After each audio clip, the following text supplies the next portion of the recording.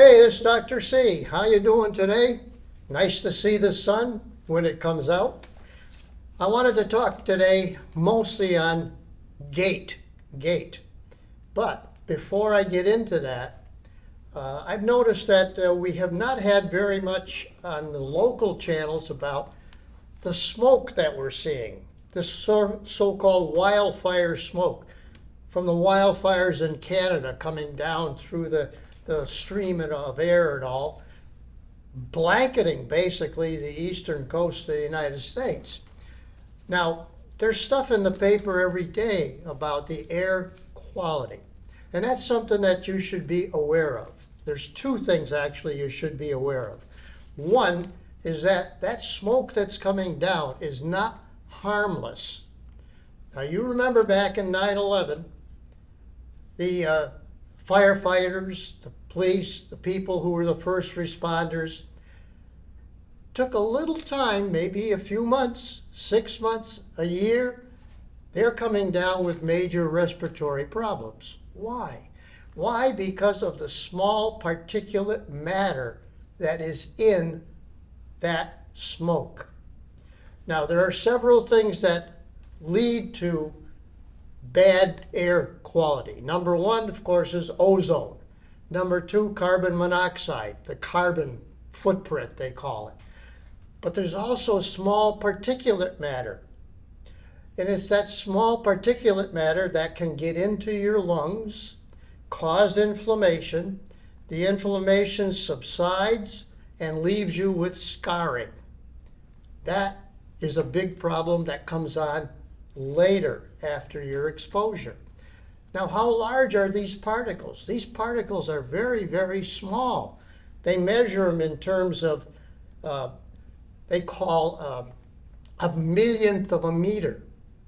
So, for example, a lot of the particles are down to 2.5 millionths of a meter in size. You need a microscope to see it. Now, how do you filter that out? Well, I'll talk about that in a second. Number two, that air quality now, the AQI, Air Quality Index, that's measured every day. Now, it's not necessarily in the paper every day. And it isn't big news anymore because the air is getting a little bit less smoky now. That doesn't mean it's not an issue. It's not an issue for the media, yes. But it is an issue for us, especially the elderly, especially those who have respiratory problems already, like asthma, chronic obstructive pulmonary disease, all those things. So, air quality index. And so it's measured, and there are categories of this. In other words, how bad the pollution is. Okay? Remember, in New York City, it got over 300, which put it into the severe category. Never been that way before. Fortunately, here in central Massachusetts, we never got beyond the moderate stage, around 100, 150, right around that range of these particulate particles that are in our smoke. And so, right now, it's a little better. It's better. It's clearer now. That doesn't mean that the danger is over. There's a heck of a lot of things that can burn up there in Canada and locally. And so we need to be cognizant of that. You need to look up that air quality index every day, especially if it's smoky out. So I mentioned to you, what do we do about it? We can't stop the fires from coming, but what we can do is to protect ourselves. Now, we can protect ourselves with the N95 mask. Now, what makes that N95 mask so good? Well, I'll tell you what makes it good, because it is made of 3 layers. There's 3 layers in this mask. And I tell people, well, think about it in terms of what you wipe yourself with, wipe your poop off. You use the 1-ply, which is 1 layer, 1-ply, you're going to get it all over your damn hands. So you got to double it, triple it, quadruple it, whatever. Or you can use a 2-ply, which are the regular masks. These are the cheapos that you get when you go to the doctor's office or you go to the hospital. They're 2-ply, cheapos, but still they are efficient. Maybe not so efficient with viruses, but they are efficient. So there's all those types. And then there's the 3-ply. So you need a 3-ply mask, an N95 mask, which will trap 95+% of all those little minute particles. Okay, so, or you can use the KN95. Most of those are made in Korea, but they are more available, readily available, and they're not as expensive as they were when they first came out. Okay, that's enough on that. We're going to talk a little bit now about gait. Gait, how you walk, the way you walk. Why is that important? Is it that simple? No, it's not that simple. Now, you don't remember back when you were age 1 when you started to take your first step. Believe it or not, I found when I went to clean out my mother's house and all, a couple of years ago, I found my little book, the little book that she kept, because I was the firstborn, and you know, they get very nervous about the firstborn. They tell you when you got your first tooth, when you got when you walked first, all these things. Well, I didn't get hair till I was 2 years old, believe it or not. Well, yeah, you probably could believe that. But at any rate, we had that, and I got my first book. So, what is it that will make you walk? What are all the things that are included that make a person walk? Well, starts up here. They call it the motor cortex, up here in the brain. The brain controls everything. So you got your motor cortex up here. Back of the brain, you have a thing called a cerebellum. That controls balance and coordination, which you obviously need when you're walking.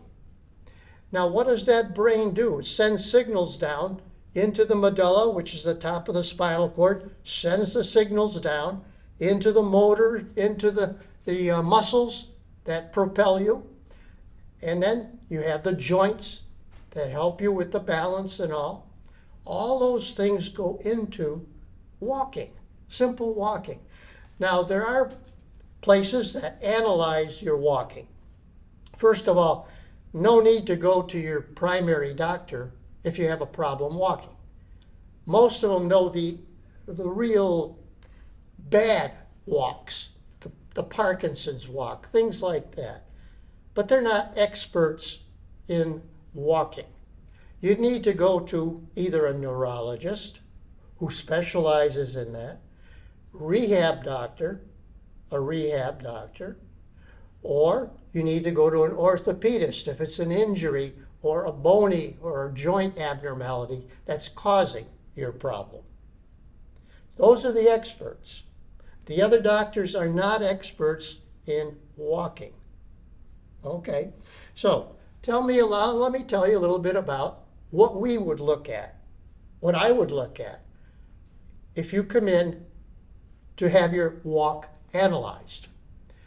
Well, knowing the different aspects of walking, and maybe I should mention that to you.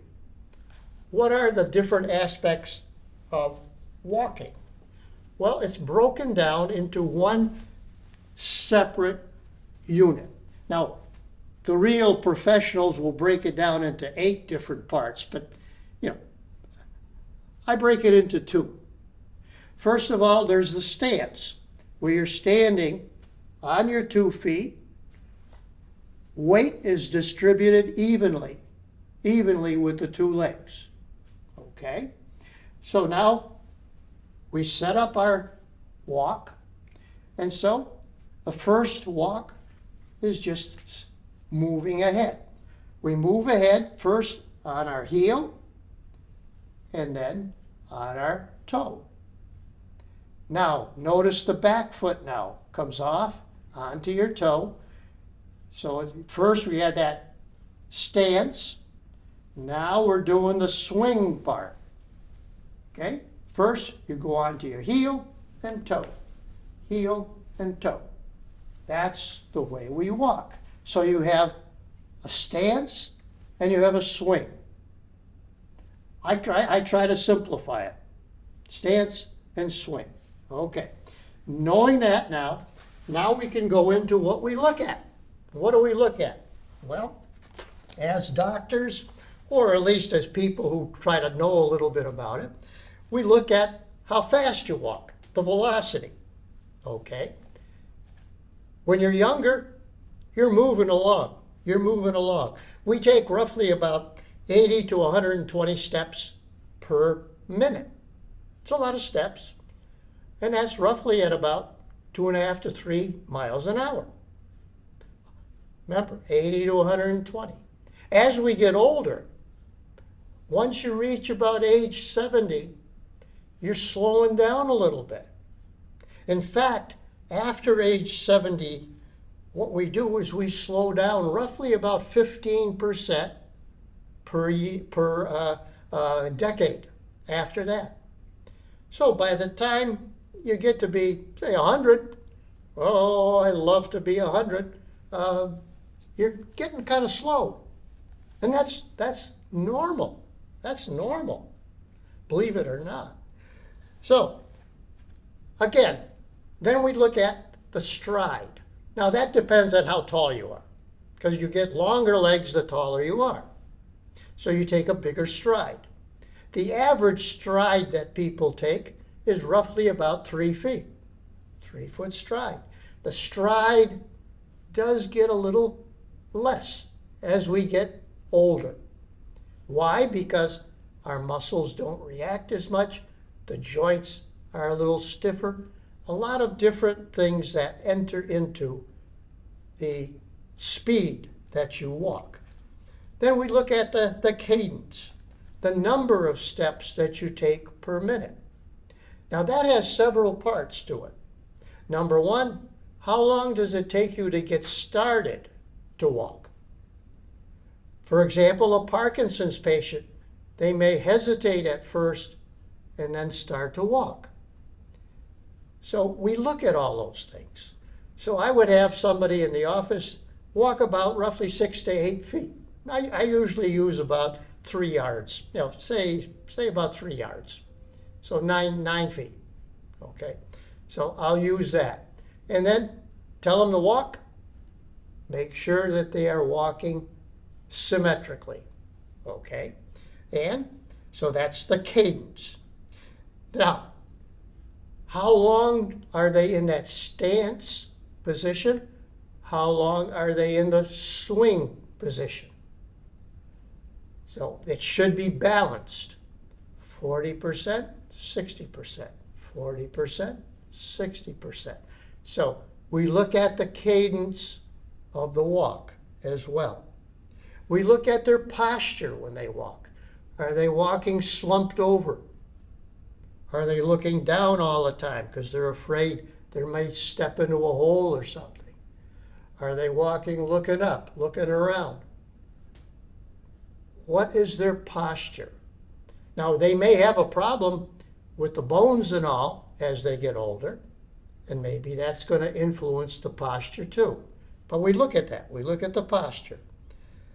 We also look at the symmetry. Is it the same on the two sides? They look at the symmetry. Are they taking a longer step with one, shorter with the other? We look at that symmetry of the walk as well. Okay, knowing that now, let's go into some of the things that we see abnormally. Abnormally.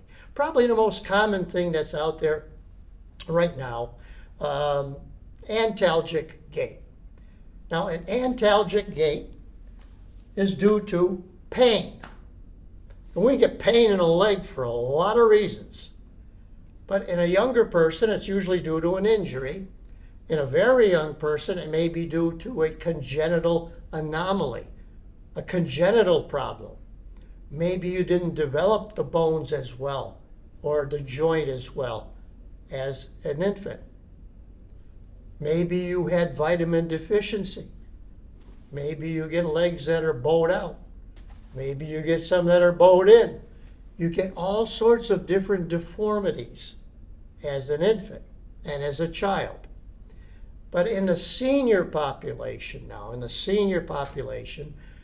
it's usually due to a sprain, or it may be due to muscle weakness on one side compared to the other.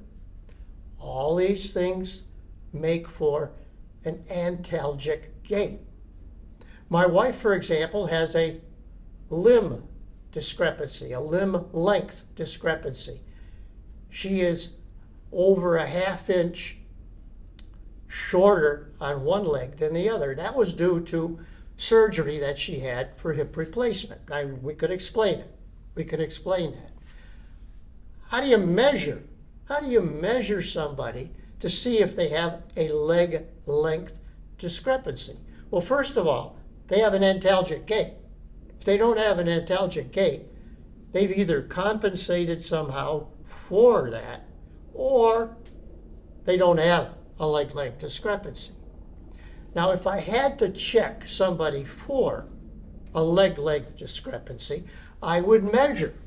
I'd measure from the pelvis right up here. They call that the anterior superior iliac spine. It's where it protrudes on the side. So we take a tape measure and we go from there down to what they call the malleolus, the ankle bone that you see protruding at the ankle. We measure that length on the two sides to see if there is any discrepancy in the two sides. If it's less than say it's only a ¼ inch, that's not a big deal. I wouldn't worry that much about that. But at any rate, I started to talk about an antalgic gait. Now, what do they do with an antalgic gait? Well, that means that in one foot, it's painful to put weight on that foot. So the less time you put on that foot bearing the weight, the better. And so you'll see somebody taking a very small step with that leg, small step, and then a bigger swing step. Small step, bigger swing step. So what they're doing is try to minimize the amount of time they have on that leg that causes pain. Now, most of the antalgic gaits, they get over them. They heal. But that is the most common one that they see in the emergency room, for example. What are some of the other gaits? Well, some of us, as we get older, may have what they call a shuffling gait. They may call it an old man shuffle. They may, whatever. They try to put all sorts of names to it, But basically, you're dragging your feet. You're dragging your feet. That's a shuffle. That's a shuffle. I think somebody made a dance out of that shuffle, and sometime in the past. We probably have all sorts of dance moves. Some of them are called a shuffle, But basically, it's dragging your legs. Dragging them. Now, why do we drag our legs? Well, if I get somebody who's dragging their leg, I look. First of all, might get a clue on how they're walking. Now, if they're dragging their legs and moving to that side, that gives me a clue. That gives me a clue. Now, or they may just shuffle with very small steps. That tells me something too. Shuffling gait.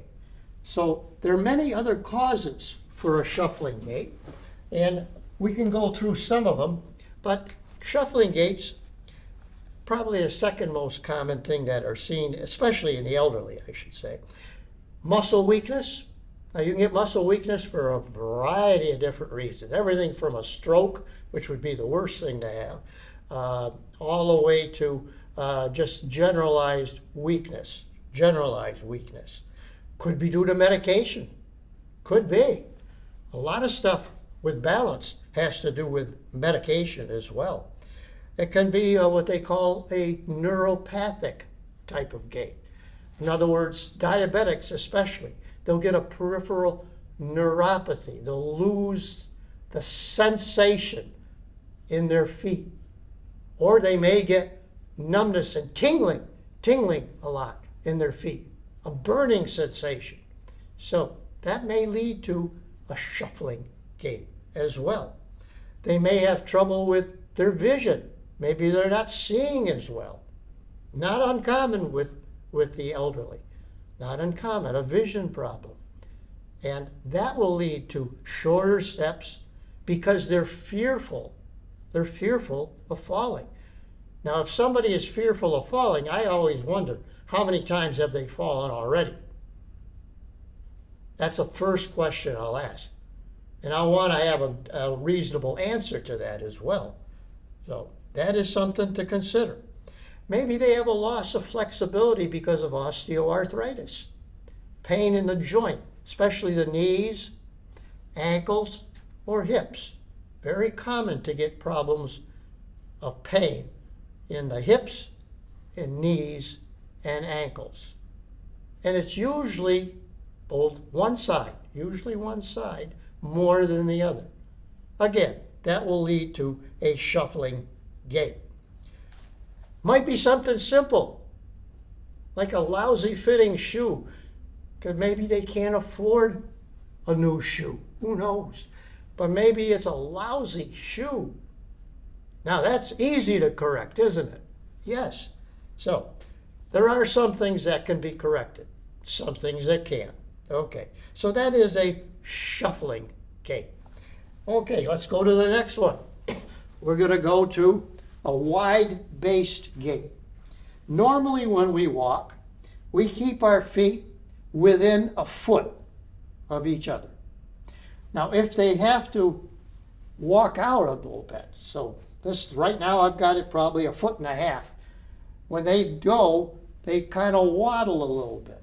They waddle like this, like a duck, So that is also called a waddling gait. But it's wide-based, over a foot apart. What types of people get a waddling or wide-based gait? Well, usually it's a muscular problem. So you can get it with, say, muscular dystrophy. You can get it with people who have just extreme weakness of the muscles in the legs themselves. But at any rate, those are the number of things that we see. Okay, what's the next thing besides a wide-based gait? Okay, let's then use a foot drop. Now that's also called a neuropathic gait, which means that when they go with, let's say that it's my right leg that has a foot drop. When they walk, they can't raise that foot. In other words, the toe would hit the base of the floor and put you off balance. So in other words, a foot drop could be a foot slap, or it could be raising the leg up so you wouldn't drag it. So that's the way you look at the foot. Are they lifting it extra high, and slapping it down? That is characteristic of what they call a steppage gait, and that is characteristic of people who have a problem with foot drop. Now you can get a problem with foot drop for a variety of reasons, but basically the drop itself means that that peroneal nerve is not functioning. Now why would that peroneal nerve not function? Well, number one, if there was an injury, say there was a fracture, that peroneal nerve goes right around the head of the fibula. So if you get a fracture around the head of the fibula, which means on the outside part, lower knee, outside part, that bone, that fibular bone, if that fractures, it can get that or injure that peroneal nerve. Okay, what else can happen? Well, you can also get it from a tight cast. If you put a cast on too tight, you can squeeze that nerve up against the fibula. Very careful when you put a cast on. I know, I've seen enough of those problems from somebody inexperienced in putting casts on. Another cause, diabetic neuropathy. Diabetics can get motor neuropathy as well as sensory neuropathy. And the motor neuropathy can affect that peroneal nerve and give you a foot drop. So those are all various reasons why we get that type of thing, a foot drop. Let's go on. You can get weakness in any of the muscles around the hips, especially. Let's say that you're weak on the outside. Let's say you're weak on the outside, the abductor, abductor muscles. And then when you walk, you normally should walk keeping your pelvis nice and straight. That's normal. Now let's say you have a weakness of those muscles on this side, on this side. Now when you take your stride with that leg on the opposite side, when you take your stride, normally this muscle contracts, keeps that pelvis nice and straight. When it can't keep it straight, what happens is that the pelvis now on this side goes down. That throws your balance off when that pelvis goes down. And so what do? We compensate. And so when they're walking and they walk, they go over to that side. That's called a lurch, a lurch. And so there's two things that we check. The Trendelenburg sign, when you put that leg up, is that pelvis nice and straight across? If it isn't, if it goes down on this side and you lurch to that side, you've got yourself weakness in the abductor muscles. Let's say that you have a problem with the muscles on the inside. Then you get a scissors gait. Scissors gait. They're coming together because they're weak on the inside. Okay, so all those are forms of abnormal gait. Abnormal gait. You can also get an ataxic gait, ataxia, which is from the cerebellum. Remember, the cerebellum controls balance and coordination. And so you're all over the place. There's no coordination, no symmetry at all to your walk. That's an ataxic gait. Okay, so we've gone through a number of different gaits, normal and abnormal. So I wanted to at least make you familiar and make you appreciate what you have with your walking. Have a nice day. Have a nice walk. Dr. C.